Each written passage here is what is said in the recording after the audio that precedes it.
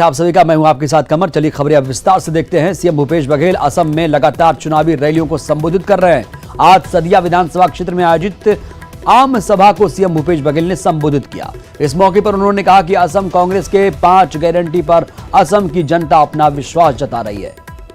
इसके साथ ही उन्होंने कहा कि मैं जिस भी विधानसभा क्षेत्र में प्रचार करने जा रहा हूं, वहां पर कांग्रेस का प्रत्याशी ही मेरा नेता है। अपने नेता के साथ खड़े रहना हम सबका दायित्व है। असम के नाजिरा विधानसभा में कांग्रेस प्रत्याशी और वर्तमान में असम विधानसभा में नेता प्रतिपक्ष देवव्रत सैकिया के समर्थन में आयोजित जनसभा को संबोधित किया और कहा कि जनसमूह की ऊर्जा से इतना तय है कि कांग्रेस पार्टी ये सीट पिछले चुनाव से भी अधिक वोटों से जीतेगी। असम में कांग्रेस की सरकार बनना तय है। 5 वादे कांग्रेस ने किया है। वो 1 वोट यहाँ के टी वर्कर है, वो आपको 365 रुपया दिलाएगी। वो 1 वोट है, कांग्रेस को जाता है तो 5 लाख नौजवानों को रोजगार मिलेगा।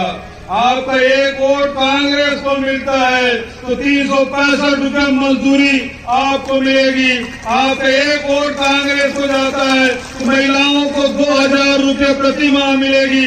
आपका 1 वोट कांग्रेस को जाता है तो 200 यूनिट तक की बिजली बिल आधा हो गया। और 1 वोट आपका कांग्रेस में जाए तो एक असम की संस्कृति को बचाने का काम करेगा। आपका 1 वोट यदि कांग्रेस को जाता है तो समझ लीजिए आपका CAA लागू नहीं होगा। बड़ा सवाल तो ये कि क्या कांग्रेस का छत्तीसगढ़ मॉडल असम में भी कारगर होगा? जी हां, मिशन असम पर सीएम भूपेश बघेल हर सभाओं में छत्तीसगढ़ में उनकी सरकार के किए कामों का बखान कर रहे हैं, लेकिन बीजेपी को इसमें कोई दम नजर नहीं आता। देखिए रिपोर्ट।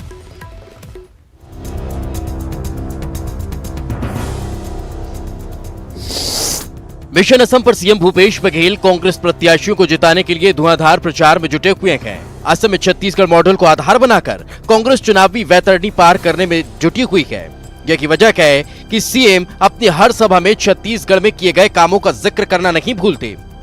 असम की जनता को छत्तीसगढ़ के तर्ज पर सरकार बनने पर 5 गारंटी दी जा रही है। मसलन CAA का विरोध, चाय बागान कर्मियों को प्रतिदिन 365 रुपये, हर गृहिणी को प्रति महीने 2000 रुपये की राशि। वहीं AICC सचिव विकास उपाध्याय भी छत्तीसगढ़ मॉडल की देश भर में सराहना होने की बात कर रहे हैं कि किस प्रकार से छत्तीसगढ़ में किसानों का कर्जा भी माफ हुआ और जो किसानों को हम लोगों ने चुनाव के पहले वादा किया था उसको पूरा किया। तो कांग्रेस का विश्वास जनता के साथ बढ़े, इसलिए माननीय मुख्यमंत्री जी इन तमाम जगहों में जाकर अलग अलग सभाओं में अलग अलग चीजों पर बात करेंगे।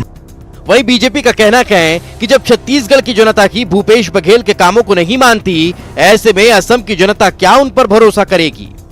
मुझे लगता है कि छत्तीसगढ़ की जनता ही कांग्रेस सरकार के ऊपर विश्वास नहीं कर रही है, तो असम की जनता उसके ऊपर क्या विश्वास करेगी? जाहिर तौर पर मुख्यमंत्री भूपेश बघेल असम चुनाव के मुख्य पर्यवेक्षक हैं। कांग्रेस की गठबंधन की सरकार वहां जीतती है तो जीत का सेहरा उनके सर भी सजेगा।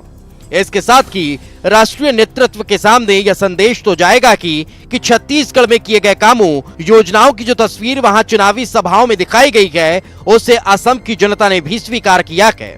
ममता लांजेवार, न्यूज़ 18 रायपुर। और बीजेपी से जुड़ी एक बड़ी खबर आ रही है। शिव प्रकाश के बयान का बड़ा असर हुआ है। परिवारवाद को लेकर बड़ा असर हुआ है। जो बयान दिया था उस बयान का बड़ा असर हुआ है। कई नेताओं ने प्रभारी से मुलाकात की, डी पुरंदेश्वरी से मुलाकात की। रमन और कौशिक की गैर मौजूदगी में बैठक हुई। सभी नेताओं से प्रभारी डी पुरंदेश्वरी ने मुलाकात की। नेताओं ने प्रभारी से शिकायत की। परिवारवाद और गुटबाजी की शिकायत की गई है। प्रभारी डी पुरंदेश्वरी ने सभी नेताओं की शिकायतों को नोट कर लिया है। कल सह संगठन महामंत्री शिव प्रकाश ने परिवारवाद से बचने की नसीहत दी थी।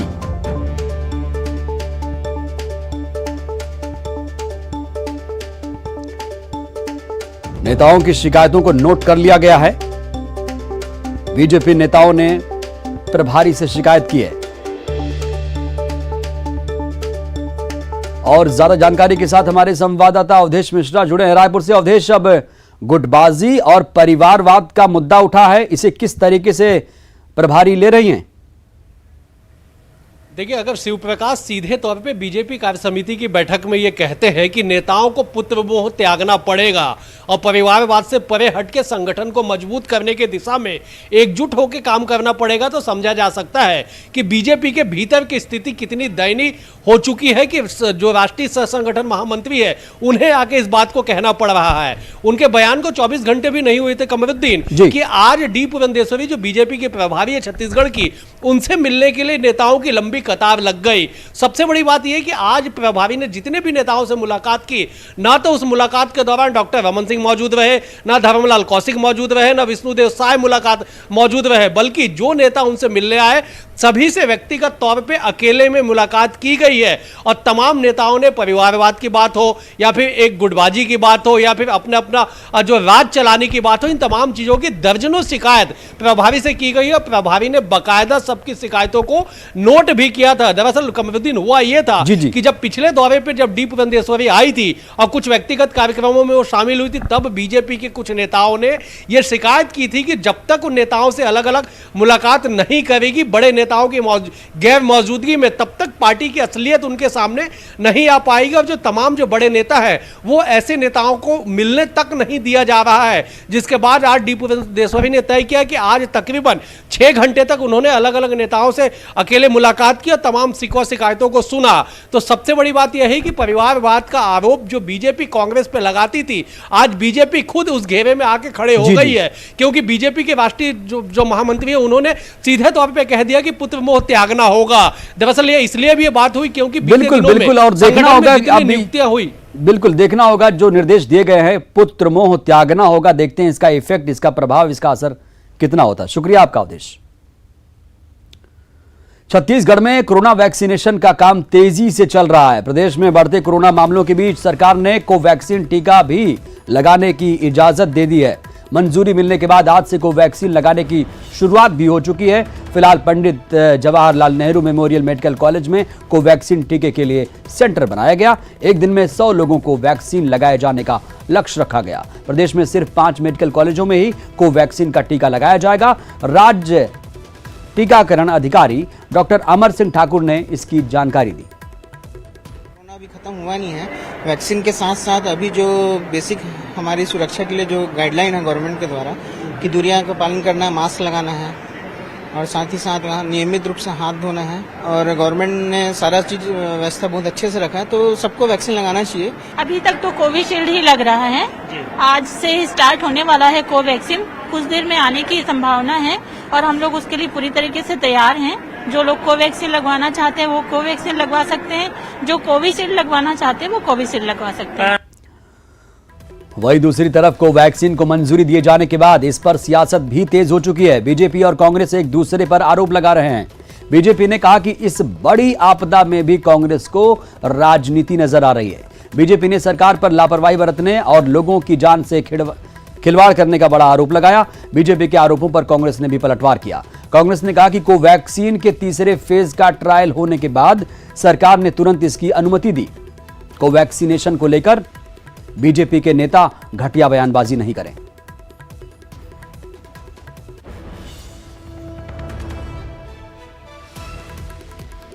इन सब के बीच में इस आपदा में भी इस सरकार ने राजनीति करने का अवसर नहीं खोया।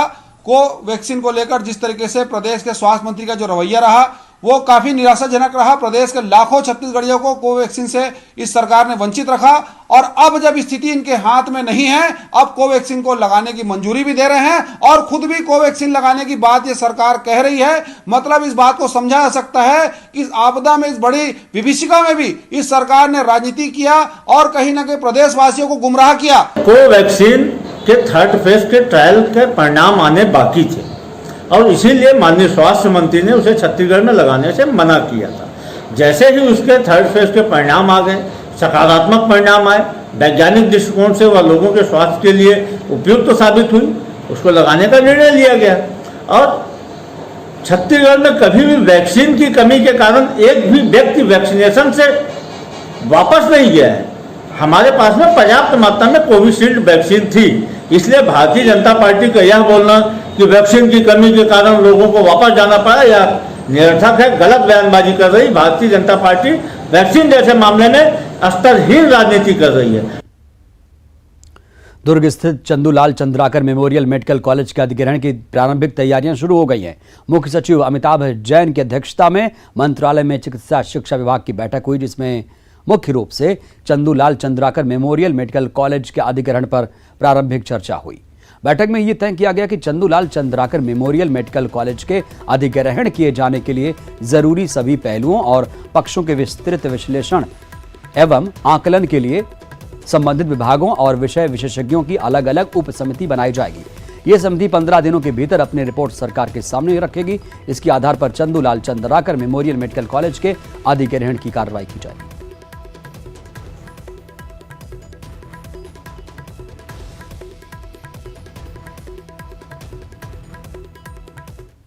छत्तीसगढ़ में road safety world series cricket प्रतियोगिता को लेकर अब राजनीति शुरू हो गई है। सरकार हर वर्ग के लोगों को स्टेडियम में मैच देखने का पास जारी कर रही है। इसके बाद बीजेपी ने आरोप लगाया कि खेल मैदान को भी कांग्रेस राजनीति का अखाड़ा बना रही है। सियासत के खिलाड़ी कोई भी मौका राजनीति करने का नहीं चूकते, सो अब खेल पर भी राजनीति शुरू हो गई।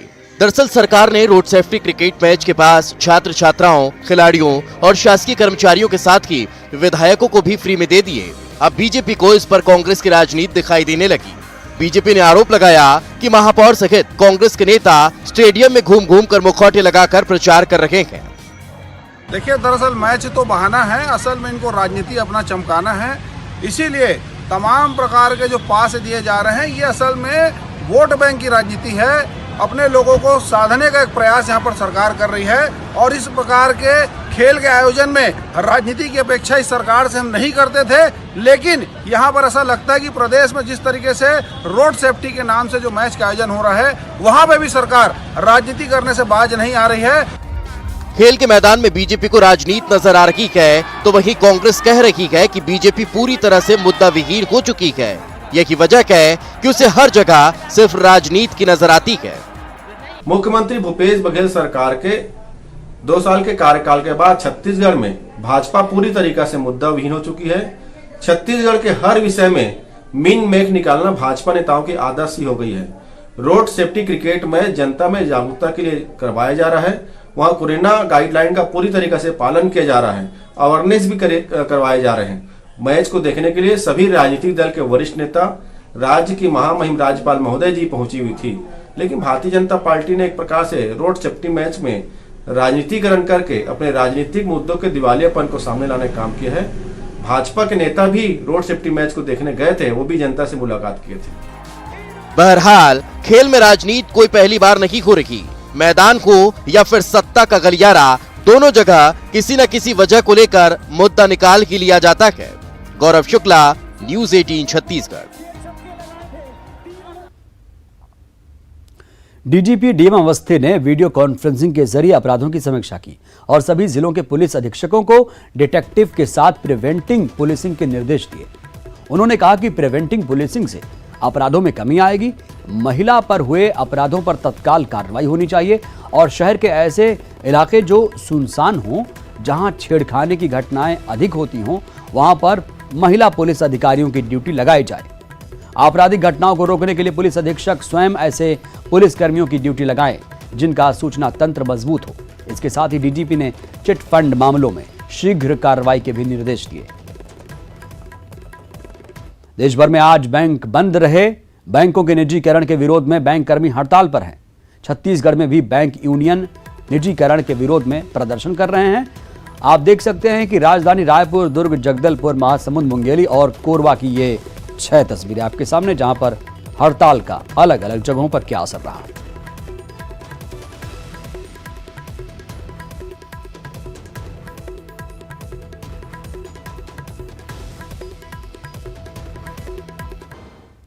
ब्रेक के बाद हाजिर हूं। बस्तर में अवैध शराब का जखीरा बरामद हुआ है। जगदलपुर पुलिस ने आबकारी विभाग के साथ मिलकर कार्रवाई करते हुए लाखों की अवैध शराब का जखीरा बरामद किया। गुजरात नंबर की ट्रक से गोवा से छत्तीसगढ़ के रास्ते शराब अरुणाचल प्रदेश ले जाई जा रही थी। आरोपियों द्वारा शराब को बस्तर में छिपाने की योजना थी, लेकिन पुलिस ने योजना को विफल करते हुए 47,690 लीटर अवैध शराब के साथ 3 आरोपियों को गिरफ्तार कर लिया। जब्त शराब की कीमत 31,62,000 रुपए आंकी जा रही है।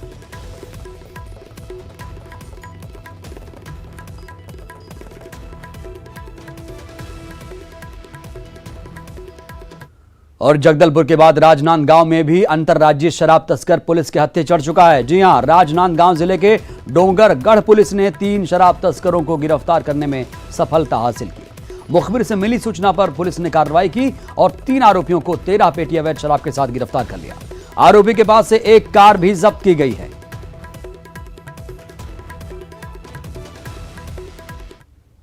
जगदलपुर में हाल ही में बाघ की खाल के साथ आरोपियों को पकड़वाने वाली टीम को एसपी ने सम्मानित किया। पुलिस ने बाघ की खाल के साथ 9 आरोपियों को गिरफ्तार किया था, जो बाघ की खाल बेचने की फिराक में घूम रहे थे। एसपी ने पुलिस टीम को 5,000 के इनाम से सम्मानित किया। वहीं इस मौके पर शहर में बड़ी चोरी की वारदात सुलझाने वाली टीम को भी सम्मानित किया गया।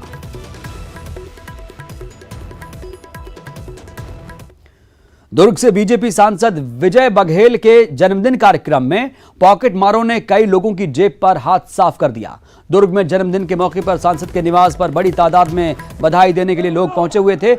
इसी का फायदा उठाते हुए पॉकेट मार भी उसमें शामिल हो गए और करीब 15 लोगों की जेब से पर्स उड़ा लिया।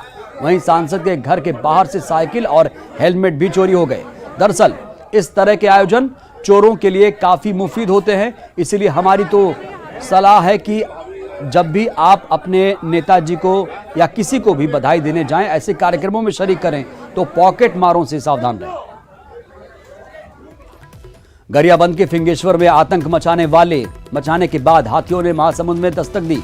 महासमुंद के होसरंगी बस्ती पहुंचे इन दोनों हाथियों ने घर के बाहर बंधी एक गाय पर हमला कर उसे जख्मी कर दिया। गांव वालों ने हाथियों के आने की जानकारी वन विभाग को दी। वन विभाग की टीम ने गांव वालों की मदद से इन दोनों हाथियों को जंगल की ओर खदेड़ दिया। झुंड से भटक चुके ये दोनों हाथी रिहायशी इलाकों में लगातार तबाही मचा रहे थे।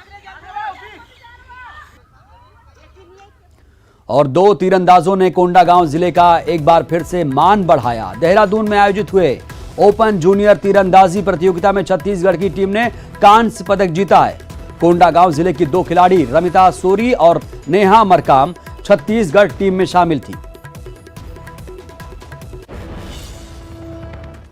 भिलाई में वर्ल्ड टेनिस टूर यानी J5 टूर्नामेंट का आगाज हो चुका है और राज्यपाल अनुसुईया उइके ने इसका शुभारंभ किया।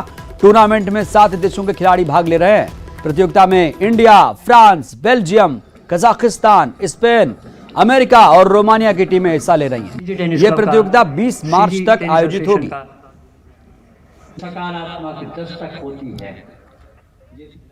और छत्तीसगढ़ में एक बार फिर मौसम का मिजाज बदल सकता है। अगले 3 दिनों तक प्रदेश के अलग अलग हिस्सों में बारिश होने की संभावना है। हवा की दिशाओं में परिवर्तन और वेस्टर्न डिस्टर्बेंस की वजह से मौसम का मिजाज बदलेगा। दक्षिण मध्य छत्तीसगढ़ और उत्तर छत्तीसगढ़ के कई इलाकों में 18, 19, 20 मार्च को बारिश हो सकती है। बदली और बारिश के बीच छत्तीसगढ़ में तेज गर्मी से लोगों को निजात मिलेगी।